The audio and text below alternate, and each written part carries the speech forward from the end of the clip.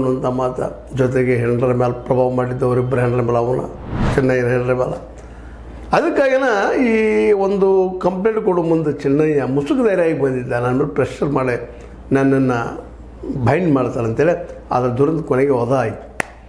ಅಲ್ಲೇ ಈಗಾರಿಗೆ ಗೊತ್ತದ ನಿಮ್ಗೆ, ಅಲ್ಲಿದ್ದಂಥ ವೆಂಕಟಗೌಡನೋ ಯಾರೋ ವ್ಯಕ್ತಿ ಒಬ್ಬ CPI ಇದ್ದಂಥ ವ್ಯಕ್ತಿ ಯಾಕೆ ಬೆದರಿಸ್ತಾ ಇದ್ದ, ಇನ್ನೂ ಕೆಲವೊಂದು ಯಾವ ರೀತಿ ಬೆದರಿಸ್ತಾ ಇದ್ದರು ಅನ್ನೋದು ನಾವು ಈಗಾಗಲೇ ಹೇಳಿದ್ದೀವಿ.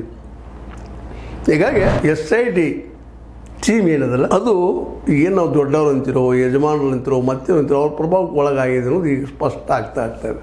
ಎಲ್ಲೋ ಒಂದಿಬ್ಬರು ಮೂರು ಜನ ಬಿಟ್ಟರೆ ಎಲ್ಲ ಪ್ರಭಾವಕ್ಕೆ ಒಳಗಾಗ್ಯದ. ಹೀಗಾಗಿ ಅದು ತನ್ನ ದಿಶಾಬೋಲಾಗೆ ಚೆನ್ನಯ್ಯ ಉಲ್ಟಾ ಹೊಡೆದ. ಮುಸುಕುದಾರ ಇದ್ದಾಗ ಏನು ಹೇಳಿದ್ದ ಅದರದೆಲ್ಲ ವಿರುದ್ಧ ಹೇಳಿದ. ಇದಕ್ಕೆಲ್ಲ ಕಾರ್ಯಕರ್ತರು ಅಂತೇಳಿ ಯಾರು ದೂರದಾರಿದ್ದರು, ಯಾರು ಸಾಕ್ಷಿದಾರಿದ್ದರು ಅವ್ರ ವಿರುದ್ಧ ಹೇಳಿಬಿಟ್ಟ ಅನ್ನೋದು ಈಗ ಸ್ಪಷ್ಟ ಆಗ್ತಾ ಹೊರಟದ. ಹೀಗಾಗಿ ಹೋರಾಟಗಾರರು, ದೂರುಗಾರರು ಏನು ಮಾಡಬೇಕು ಅಂತ ಈಗ ನಿಮ್ಗೆ ಹೇಳಿದ್ದೆ ನಾನು.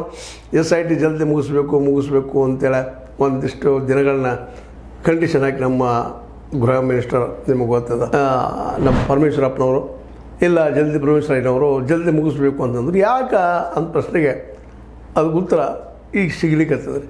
ಅದೇ ಕಾಲಕ್ಕೆ ನಮ್ಮ DK ಶಿವಕುಮಾರ್ ಅವರು ಇದೊಂದು ಷಡ್ಯಂತ್ರ ಹೆಗ್ಗಡೆಯವರು ವಿರೋಧವಾಗಿ ಧರ್ಮಸ್ಥಳದ ಧರ್ಮಾಧಿಕಾರ ವಿರೋಧ ನಡೆದ ಅಂತ ಹೇಳಿದರು. ಇವೆಲ್ಲ ಯಾಕಪ್ಪ ಇವರು ಇನ್ನೂ ತನಿಖೆ ಆಗಲಾರ್ದನ್ನು ಮೊದಲೇ ಕ್ಲೀನ್ ಚಿಟ್ ಕೊಡ್ತಾ ಇದ್ದಾರೆ.